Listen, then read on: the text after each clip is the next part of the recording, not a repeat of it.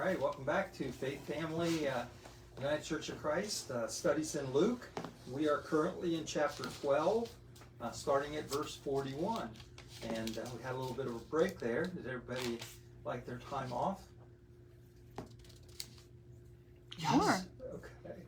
Yep. So now we're going to hit it hard. Okay. Now We're ready. We're going to try to pick up the pace a little bit. We've been doing 2 stories at a time. We're probably going to try to get 3 or maybe 4 in from now on. Okay. So I need to shut up and get into the stories. Okay, so in chapter starting at verse 41, we see the faithful or the unfaithful slave. So 41, Peter said, "Lord, are you telling this parable for us or for everyone?" Isn't that a question that we always do? Are you trying to make this about us, or is this just people in general? In that, or sometimes you'll sit there in the pew and you'll hear the preacher and you're like, he must have known I did that the other day. How did he know? That sermon was right directed at me. So you can understand this has been going on for a long time. So the apostle or the disciples wanted to know if this is for them or for everyone. And the Lord said, "Who then is the faithful and prudent manager whom his master will put in charge of his slaves, to give them their allowance of food at the proper time? Blessed is the slave whom the master will find at work when he arrives. Truly I tell you that he will put that one in charge of all his possessions. But if the slave says to him, 'My master is delayed in coming,' and if he begins to beat the other slaves, men and women, and they eat and drink and get drunk, the master of that slave will come on the day that he does not expect him, and at an hour that he does not know. And he will cut him to pieces, and he will put him with the unfaithful. And that slave who knew what his master wanted, but did not prepare himself to do what was wanted, will receive a severe beating. But the one who did not know and did what deserved a beating will receive a light beating. From everyone to whom much is been given, much is required, and from the one whom much has been entrusted, even more will be demanded." Wow. So, questions. Once again, we say this parable. What parable is he talking about? Well, we need to go back in time a little bit, back up towards the top of our Bible, and see, starting at 35, we see the watchful slaves, and he tells that story about the lamps and being prepared when the master comes. So that's what the parable they're talking about here. So is this for everyone, or is this just for the disciples? And what's Jesus' answer here? My favorite answer when someone asks me this or this. What do I say, Cindy? No, the other way. I always say yes. Is it for us or is it for everyone? Yes. So, and that's kind of what Jesus' answer is. He says, this is a warning for those that are the slaves. They know what we want. You know, they're not the heavy workers or the ones we can really entrust things to, but they're going to need to be prepared as well. But most of all, it's for the ones that have been taught. In other words, it is for you guys, the disciples, because you're going to be teaching them, and a lot's going to be expected of you. A lot's going to be expected of them too, but not as much, because you have the direct line of teaching. So I always thought this part here was really interesting.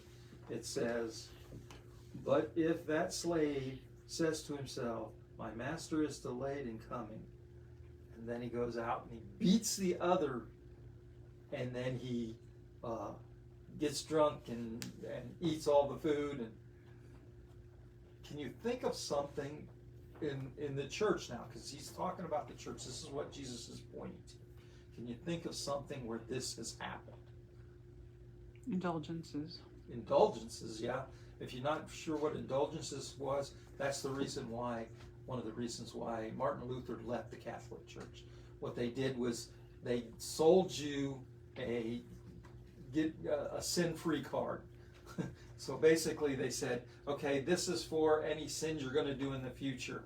Just, give us some money and I'll bless you and you'll be absolved from any future sins. That was an indulgent. And they were selling them at the church. So you can see they were kind of using their authority in a not so upright way. Anything else you can think of? Like Jim Jones, how he convinced people to sell everything and move to South America and ended up being a cult. We can point the finger right at mainline Christianity. This whole idea of scaring people. Isn't that kind of beating people up? Mm-hmm. You're going to hell. You're going to hell if you don't do this. You're going to hell if you don't do that. And kind of make them fearful instead of being joyous and loving. And I think that that's one of the things. Instead of teaching them to be loving, we taught them to be fearful. And I think that was one of the ways that Jesus was warning against, and yet we still did it as a church. Beat the other slaves. That's the leadership beating up on the laity people in the congregations with all kinds of different things. Threat of excommunication, making them fearful that they're going to hell. And then doing the same thing that the Pharisees did in Jesus' time, was adding things on to what was expected.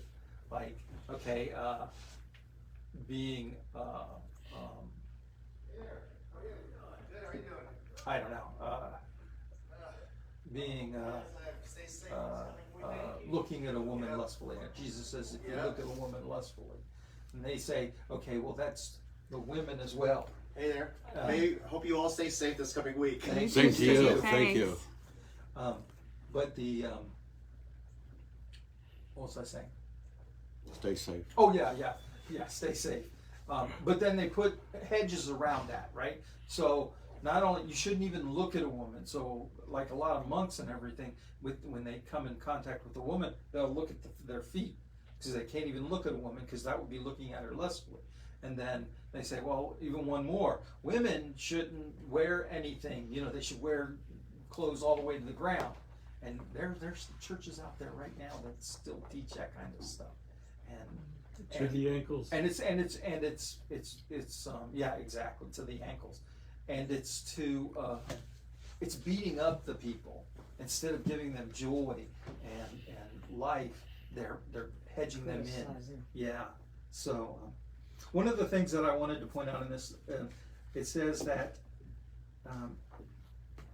when the owner comes back and the slave does not expect him, and the hour he does not know, and will cut him to pieces. What do you think that means? Worse to a whip, though. Not going to cut him into pieces. Yeah, I know. It sounds harsh, doesn't it? It sounds like, oh man, he's going to chop him up and make him treat him like that's people venting. Sirloin or something. You see that today? People vent. I think he's going to chastise him really harshly. Yes. Because you notice the next thing it says, and put him with the unfaithful. So are the unfaithful going to get chopped up too? I think it's kind of like put him in the ranks of the unfaithful. In other words, I can't trust these people. I come home and I can't trust you either, so I'm going to give you a tongue lashing and tell you how terrible you are and put you with these people because you can't be trusted either. So I don't think it's as harsh as it sounds. It's more a euphemism or a metaphor for really scolding them. Okay, and what to whom has been entrusted to whom much has been entrusted, much will be demanded. And we see this again in another gospel where he talks about the teachers of the law will be judged more harshly, and it would be better for them to put a millstone around their neck and throw them into the ocean than it would be to mislead children, the little ones, away from God. So, okay, so moving on. We go to Jesus, the cause of division. This is another good one here. Where are you at? 49. I came to bring fire on the earth, and how I wish I had already kindled it. I have a baptism with which to be baptized, and what stress I am under until it is completed. Do you think that I have come to bring peace to the earth? No, I tell you, but rather division. From now on, 5 in one household who will be divided, 3 against 2 and 2 against 3. They will be divided, father against son and son against father, mother against daughter and daughter against mother, mother-in-law against her daughter-in-law and daughter-in-law against her mother-in-law. Wow. So, the Prince of Peace doesn't seem to apply here, huh? Peace only comes through disruption. Peace only And comes. change only comes through disruption. Yeah. That's Discourse. the whole thing. I think this whole thing right here is this idea that the world and the kingdom come, is two separate things, two almost completely different, 180-degree turn. The world is about power, control, making people fearful, yet the kingdom is all about love, compassion, taking care of each other, which in the world that would be a weakness, right? And the way that they can gain more power, but yet, so there's this complete this division. And what's happening here, what Jesus is saying is, what's going to happen is people are going to choose this kingdom, and they're going to look to change the world. And there are going to be people that don't want the world changed. They want to keep it the way it is because they're in a comfort place. They've got enough power, so that's what Jesus is saying. This is the division that he's bringing. Now, this doesn't mean that Jesus, the Christ, is not the Prince of Peace, because everybody that lives in the kingdom, they don't have to worry about trying to gain power, trying to gain control. It's about taking care of each other. So that's peaceful thinking, and that's where that Prince of Peace comes.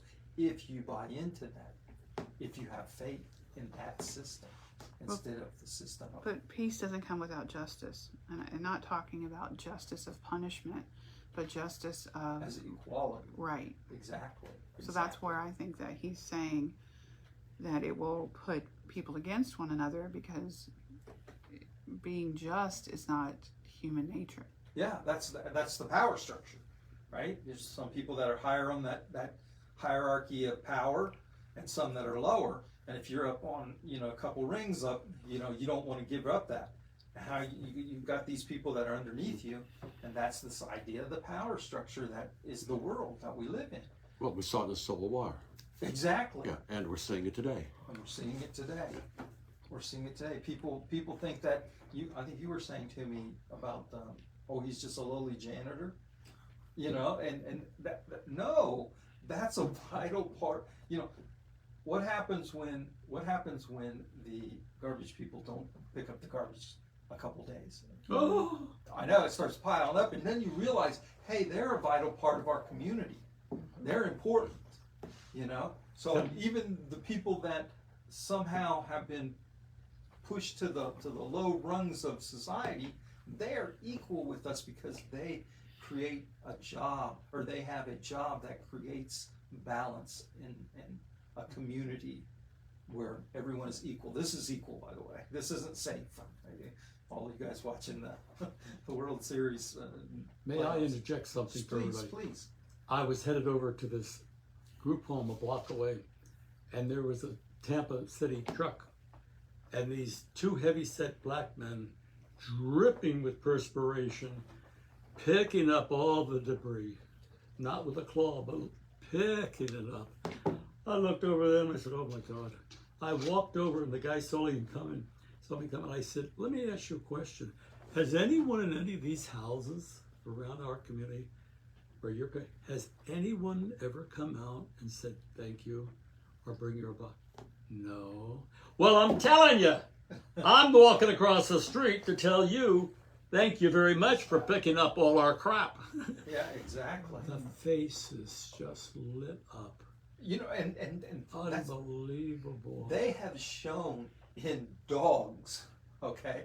You talk to dogs and you talk to them and, you know, their ears are, but if you a good dog, or you are a good dog, and the dogs, even dogs want to be praised, you know? So that idea of showing people they're appreciated no matter what they're doing, no matter how low we think that is, that's something that our society needs, and they should be given equal importance in our society. Did I run that into the ground, Cindy? Yeah, I just wanted to say this where it talks, I don't think we should, this please pass this, where it talks about people, father against son, mother against daughter, and relate it back to our climate in this country today. It doesn't Yes. matter which side you're on, people are very divisive about the things that they believe. And it's a shame that helping people during a hurricane has become a political thing. It's a shame that when people are hungry, it's a political thing. It's a shame when people need affordable housing, it's a political thing, because those are all Christian things. They're not really the responsibility of the government. They should be the responsibility of one another to take care of each other. And when we allow those issues to become polarizing, it's really a sad commentary on Christianity, and it's not a sad commentary on our government or on our politics, because we expect those people to be divisive and contrary. But it's a sad commentary on who we are as Christians, that we've allowed it to get to this point, and we're all guilty of it. And I just think that we should take this and also not only think about it as a condemnation from Christ, because he's saying it here, but also that when you stand up for the right things, when we stand up for what we know to be right and we don't compromise on it, that creating that sort of discourse has probably cost us relationships and personal pleasures or luxuries that we would have had before if we didn't engage in things and didn't become so passionate. But in the end, standing up for it is what Christ called us to do right here. Yes, in this, yes. right here, what he said. Stand in the gap for the marginalized. Feed the poor, clothe the hungry. Feed the hungry, clothe the poor.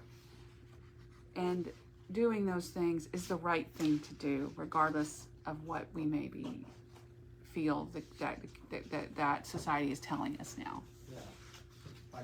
I think about that commercial that I told you about yesterday.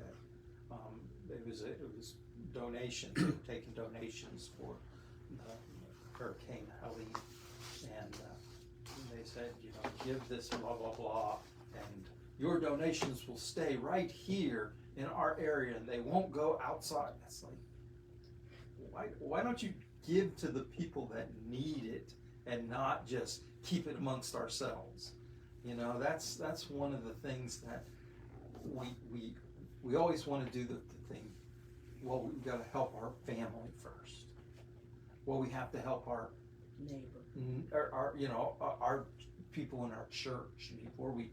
And no, we help where we can help. Doesn't matter if it's our friend or our neighbor, and that once again, I hate to beat a dead horse, and it's my soapbox here, but that's the worldly way of this power structure.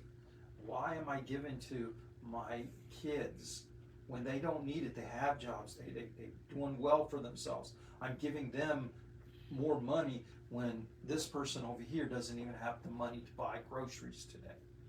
Well, I got to give to my family first. Your family's fine. Why don't you give to where it's needed and make everybody equal, and not make sure your family's a little bit better than everybody else? So it's going with what you were saying, Right. Cindy. I mean, so instead of, and you know, some things in our families, you lament the loss of people that you were once really close to. But A lot of people that we were really close to in the more conservative church who really turned on us when certain things happened. But we should not lament that as much as now, okay, this is what Christ has called me to do regardless of what that outcome was. I'm going to still do what I think is right. And that's what he's saying here. yeah, definitely. And the point that we here at Faith Family, what is the greatest commandment? To love God. And the second is Love your neighbor. Love your neighbor. love your neighbor. Right. And so if that's the greatest and the second greatest commandments, you need to start there. Not look down the list and go, oh well, this one you don't fit this criteria, so I can't care for you. You know, no, love your neighbor. And so if we start there, then everything else kind of falls in line behind it. And that's one of the things that Cindy's pointing out, that we had a lot of conservative Christian friends before we got out of the military, and once we got out of the military and we started becoming more progressive, they distanced themselves from us, and all the convictions that we hold stem from love your neighbor as yourself. And if you don't start there, then you're picking and choosing. So and because of that, they want to. You have to do this. You have to do that. You have to be like this. You got to be like that. I'm like, no, wait a minute. Love first. Mm-hmm. And so we've lost friends that way. And that's what we're saying is that the friendship, mother against father, friend against friend, because of this divide.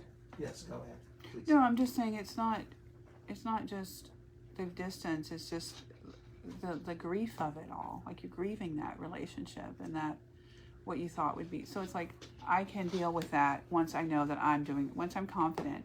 And this is just affirmation here, what Jesus told us. This is going to happen. This is when love brings discourse, and through discourse comes change, you're going to be at odds with people that you care about. That's okay, because in the next little part here, he's saying, use your common sense, do what's right. So it's like, this gives you a lot of hope about the future, and try to lessen your pain about those people that you have really lost. And yet by sticking to this conviction of loving first, we have had friends that distance themselves from us and have come back to us. Yeah. And they want to learn more about what we went through to progress to where we are. And that's a big encouragement that, hey, we're doing the right thing, even though that was hard to go through that discord period. In the end, it's worth it, because love is winning out in the end. And it will. And it will, yes, exactly. Okay, so moving on. So Jesus, the cause of division, and interpreting the times. Oops, sorry. He also said to the crowd, when you see the clouds rising in the west, you immediately say, it is going to rain, and so it happens. And when you see the south wind blowing, you say, there will be a scorching heat, and it happens. You hypocrites, you know how to interpret the appearance of the sky, but you do not know how to interpret the present time. Okay. What is Jesus' point here? What is he pointing out that people are not interpreting? The needs of the people. Okay. who he is, what he's come to do. I think that's exactly what he's saying. He's saying, you know, we got to put ourselves back into their thinking, right? He's saying, here I am, and you don't even recognize it. All those scriptures that you so pour over, and you don't even understand that here I am right in front of you. You don't know how to interpret the very time that you're living in right now. And I think that's a big one. That's a big one. What do y'all think? I think so too. It's like Yeah. he in this version it says, you know how to tell a change in the weather, so don't tell me you can't tell a change in the season, the God season that we're in right now. And I was going to bring this back to now. We are in a God season. Thank you. We are in a season of revival Yes. in this country. Whether it will win out or not is yet, that story hasn't been written. But it is a season of change and a season of revival and a season of love. And you can either be on board or you can resist it, but it's here. And I think that's what he was saying too. Yeah. The change is coming. You just don't tell me you don't see it. Yeah. You just want to hold on to the past and cling to the familiar instead of taking a risk. It's very, very well put. The question I ask is, what should we be interpreting in our time? Mm-hmm. And the idea that we are now living in the kingdom time. We can build heaven on earth if we just get people to understand how wonderful it would be, how much peace they would have in their life by not having to be somebody else, to always try to figure out what somebody's saying because I got to be one step ahead of them. And that's how you stay powerful, or that's how you get ahead in the business, and all that kind of stuff. Instead, thinking in terms of what's best for everybody. How can I help this person? You know, wow, this person does great things. I need to promote them. I need to push them higher so that they can, not push them higher, I should say. I need to point them out so other people can see what they're doing and see how, maybe inspire them to do great things too. Okay. So interpret the times. Realize that in their time, Jesus was here. In our time, that we have this great opportunity to teach people how to love like Jesus loved. Change the world, one person at a time. So, setting with your opponent. And why do you not judge for yourselves what is right? Thus, when you go with your accuser before the magistrate, on the way, make an effort to settle the case, or you may be dragged before the judge, and the judge hand you over to the officer, and the officer to throw you in prison. I tell you, you will never get out until you have paid the very last penny. So what is this saying? Jesus just 2 stories before this was saying there's going to be discourse, and then this one says make an effort to settle the case. I think that those are 2 different things. Would you agree with that? Yeah, but This seems to be about a dispute between worldly possessions or monetary things, right? Where the other is you're going to be divided whether you are following kingdom or worldly views. I think he's saying too, also, why don't you treat your spiritual life like you would something like that? Like you wouldn't let that go that far before you took action. Yeah. If somebody was suing you, you would try everything you could before you got, back then they throw you into jail for Debtor's debts. jail, yeah. So before you got to that point, you would try everything in your power to make sure that didn't happen. Why aren't you taking that same care with your spiritual life? Oh, yeah, that's a good twist to that. How about the word compromise? Compromise, yeah. Well, I think that's the whole point here, is that make an effort to settle the case. In other words, if this person says that you owe them, X amount of money or whatever, and you say, I don't have it, or no, you're trying to rip me off, settle it before you get to the magistrate, because the magistrate is going to say, you owe him everything. As a matter of fact, now you got to pay court costs. Now you got to pay him for his time to be here, and stuff like that. So try to, as Barney Fife used to say, nip it in the bud. But as Cindy pointed out, also see this in your spiritual life too. You know, don't take it all the way as far as you can. Try to make amends before it goes too far. And with your brother and two, it's like sin. Like, you know, you're doing something wrong. I mean, we don't like to talk about sin, but you're doing something wrong. So instead of confronting it, sometimes you just let it go. You're like, oh, I've already done this thing. I might as well just embrace it or whatever. Instead of being self-examining and self-critical and saying, oh, I have to stop that. That's not good.